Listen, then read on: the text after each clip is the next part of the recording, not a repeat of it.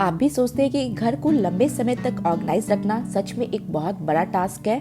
क्या आपका भी घर ऑर्गेनाइज करने के बाद वापस से बिगड़ जाता है? तो हेलो दोस्तों, मैं हूँ प्रिया और मैं अपने चैनल पर बनाती हूँ कुछ ऐसी वीडियोस जो बिल्कुल आपसे और आपके घर से रिलेटेड रहता है। आज की इस वीडियो में मैं आपके साथ कुछ ऐसे ऑर्गेनाइजेशन हैक शेयर करने वाली हूँ जिसे फॉलो करके आप अपने घर को लंबे समय तक ऑर्गेनाइज तो रख ही सकते हैं। साथ ही ये सारे हैक्स इतने ज़्यादा ईजी और प्रैक्टिकल है कि आप अपने डेली लाइफ में इसे हर समय फॉलो कर सकिएगा। तो बिना देरी करते हुए चलिए आज का ये बहुत ही इंटरेस्टिंग वीडियो हम स्टार्ट करते हैं। Let's start. घर में जो भी सामान आता है और उसके साथ जो पॉली बैग आते हैं या पॉलीथीन आती है, उन्हें हम अपने किचन में एक बड़े से झोले में टांग के रख देते हैं। क्या होता है, ये सारी चीजें आपको बहुत ही ज्यादा विजुअल क्लटर पैदा करती है। या आप जिस भी जगह इन सारे पॉलीथीन को रखते हैं, चाहे वो किचन हो या कोई और एरिया हो, उस जगह ये देखने में काफी ज्यादा गंदा लगता है। हम क्या करेंगे कि कुछ ऐसे हिडन प्लेस को अपने घर में या अपने किचन में सर्च करेंगे जहाँ पर हम इन सारी चीज़ों को रख सके। मैंने इन चीज़ों को रखने के लिए अपने गैस का जो एरिया होता है, यानी गैस का जो कबर्ड होता है, उसे लिया है और उसके डोर में मैं यहाँ पर 2 एडेसिव हुक को लगा रही हूँ। एडेसिव हुक को लगाने के बाद यहाँ पर मैं एक पॉली बैग को लगाऊंगी और उसमें मैं सारे पॉलीथीन को इस तरह से फोल्ड करके रख दूंगी। सबसे पहली बात यह है कि हमें इस तरह के पॉलीथीन का यूज़ अपने लिए नहीं करना चाहिए। ये हमारे एनवायरनमेंट के लिए अच्छा नहीं है। कोशिश करें कि आप इन पॉलीथीन का जितना कम हो सके यूज़ करें। और आपके घर में जो भी इस तरह के पॉलीथीन है, आप उन्हें बहुत ही ऑर्गेनाइज करके इस तरह से रख सकते हैं। अब आपको किचन के किसी भी स्पेस तरह का विजुअल क्लटर नहीं दिखेगा। प्लस जब हम इन्हें हिडन प्लेस पे रखेंगे तो ये आपके नज़र में भी नहीं पड़ेगा और ये ऑर्गेनाइज भी हो जाएंगी। मेरे जितने भी ग्रोसरी के आइटम होते हैं, मैं अपने किचन के एक कैबिनेट में उन्हें रखती हूँ और ये काफी ज्यादा छोटा है। मेरे किचन में ग्रोसरी के आइटम काफी ज्यादा रहते हैं, बट मैं बहुत ज्यादा कोशिश करती हूँ कि उन सारी चीजों को हमेशा ही ऑर्गेनाइज करके रखूँ। बहुत सारे यहाँ पर छोटे छोटे ऑर्गेनाइजर्स में रख के मैं इन्हें ऑर्गेनाइज करती हूँ, बट क्या होता है, इसका जो ऊपर वाला स्पेस है वो यूज नहीं आ पाता है। तो इसके लिए यहाँ पर मैंने इस तरह के रॉड को लिया है। इसे आप अपने हिसाब से छोटा या बड़ा कर सकते हैं, यानी आपके किचन का कैबिनेट या जो भी जगह पर आप ग्रोसरी रखते हैं का जो इतना बड़ा स्पेस है, आप उस रॉड को इस हिसाब से कर सकते हैं। और उसमें मैं हैंग कर रही हूँ इस तरह के एस हुक को। एस हुक लगाने के बाद जितने भी मेरे पास पैकेट वाले मसाले या जो भी चीज रहते हैं, उसमें मैं एक बाइंडिंग क्लिप लगा के इसे हैंग कर दूंगी। तो यहाँ पे मैं मसाले, ओट्स, मैगी, ब्रश और बहुत सारे अपने ग्रोसरी का आइटम को इस तरह से हैंग करके रख सकती हूँ। फिलहाल यहाँ पर मैं 1 आइटम को 1 एस हुक में रख रही हूँ। आप चाहे तो 2-3 आइटम को एक साथ बाइंडिंग करके इस तरह से यहाँ पर हैंग कर सकते हैं, जिससे आपका स्पेस काफी ज्यादा बच जाएगा और आप वर्चुअल स्पेस को भी यूज कर पाइएगा। और इस तरह के टेंशन आपको ऑनलाइन बहुत ही इजीली मिल जाएगा। तो देखिए, मैंने यहाँ पर अपने नीचे के स्पेस पे बहुत सारे आइटम को रखा है और इस तरह से वर्चुअल स्पेस को यूज करके मैंने इस कैबिनेट को फुलफिल यूज कर लिया है और मेरी सारी चीजें बहुत ही वेल ऑर्गेनाइज्ड हो गई है। हमारे बाथरूम में बहुत सारे टब्स, मग्स एंड बड़े बड़े बास्केट रहते हैं। तो अगर हम इन्हें फ्लोर पर रखें तो रोज जब हम अपने बाथरूम की क्लीनिंग करते हैं तो सारी चीजों को हमें हटाना पड़ता है, फिर क्लीन करना पड़ता है और फिर इन्हें अपनी जगहों पे लगाना पड़ता है। और हमेशा ही फ्लोर में टच होने के कारण बाथरूम के जो टब वगैरह होते हैं वो बहुत जल्दी ही खराब होने लगते हैं और हमारा बाथरूम का पूरा एरिया इन्हीं टब एंड बास्केट भरा रहता है।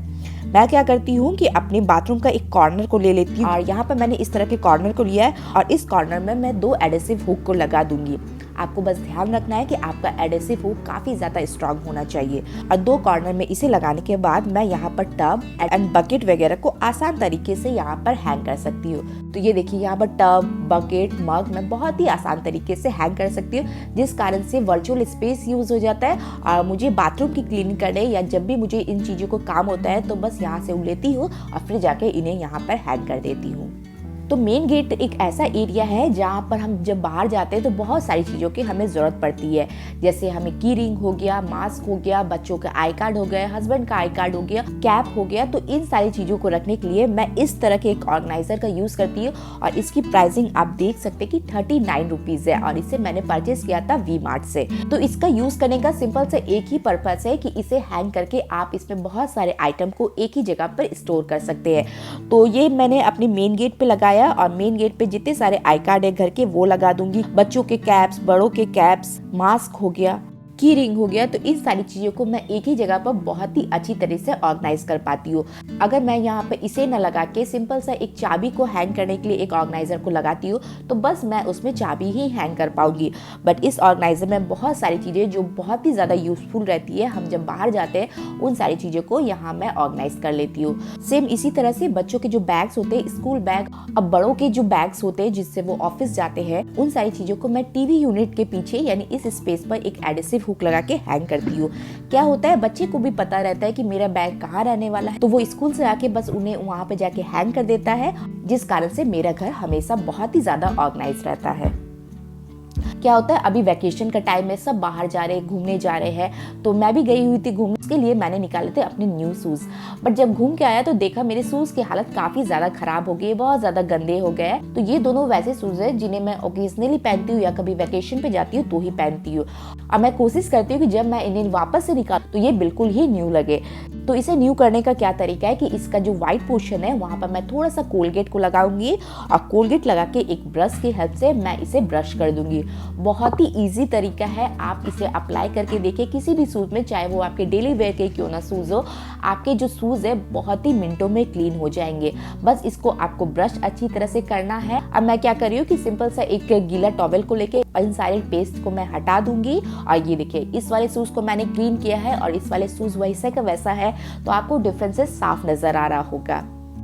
और आपने देखा कि मैंने मिनटों में ही कैसे अपने शूज को पूरी अच्छी तरह से क्लीन कर लिया है।